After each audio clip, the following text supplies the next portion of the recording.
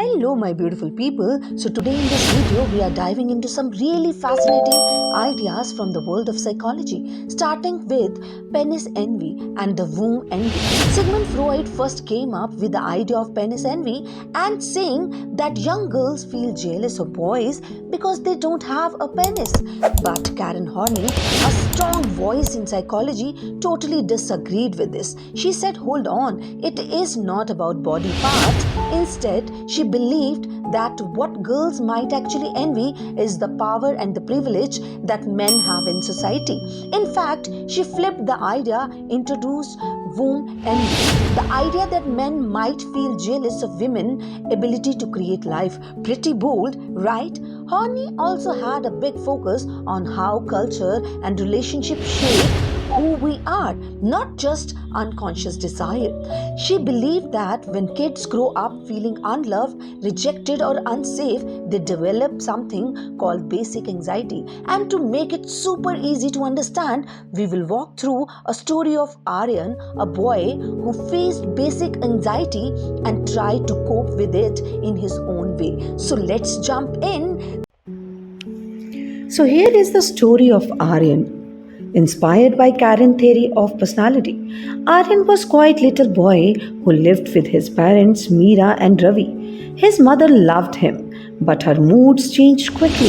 One moment warm, the next distant.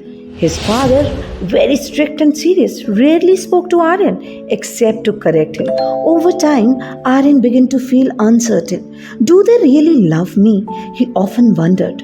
This feeling of not being safe or loved created a deep anxiety inside him. Sometimes Aryan felt angry that his parents did not understand him, but he never showed it.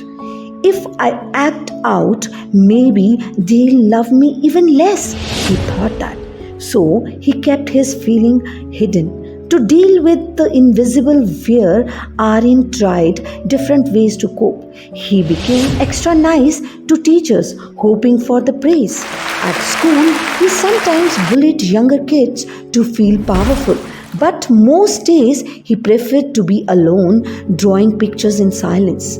As the years passed, Aryan mostly chose to keep people at a distance. He told himself, I don't need anyone. He built a strong image of himself, one who did not feel sad, weak, or lonely. But deep down, Aryan still felt anxious, unsure of who really he was. He had lost touch with the real boy inside, the one who simply wanted love, warmth, and understanding. Only when someone truly listened did Aryan slowly take off his mask and begin journey back to himself. And according to Karen Horney, such patterns arise when a child feels unsafe and unloved, leading them to develop neurotic strategies to cope. Aryan had tried all three, but healing began actually when he stopped running from anxiety and connected with real self. The part of him still longed to love and to be loved. So now we'll talk about why Karen break from Freud. Karen Horney was originally the disciple of Freud, broke away from his theories because she believed that they were male biased and culturally outdated. She challenged the idea that only biology can determine the personality, especially in women. Then the journey of Freud's penis envy is started to the journey of Karen Horney's womb envy. So Freud believed that girls feel inferior for not having a penis, leading to this envy and shaping female development through feeling of loss and inadequacy. And then Horney criticized the anatomy, and she said that I reject this idea, it is the society. Women envy is not of the penis but of the social power and freedom that men enjoy. Female inferiority is culturally imposed, not biologically determined. Her response was that she flipped that penis envy to womb envy. Horney proposed that the men may unconsciously envy women for their ability to bear and nurture life. This womb envy may drive men to overcompensate through ambition, domination, and achievement. And she was of thought that why do men try so hard to devalue women? So here was the impact. She reframed Freud's theory from a feminist cultural perspective, emphasized the society role in shaping psychology, and she opened the door to gender aware psychoanalysis. Now we'll talk about the sequence of Karen's theory of neurotic needs. So here the first sequence is early childhood experiences. The foundation of personality begin in early interaction with caregivers. Insecurity, lack of consistent affection, neglect or inconsistent parenting can make a child feel unsafe or unloved, and that will develop basic anxiety.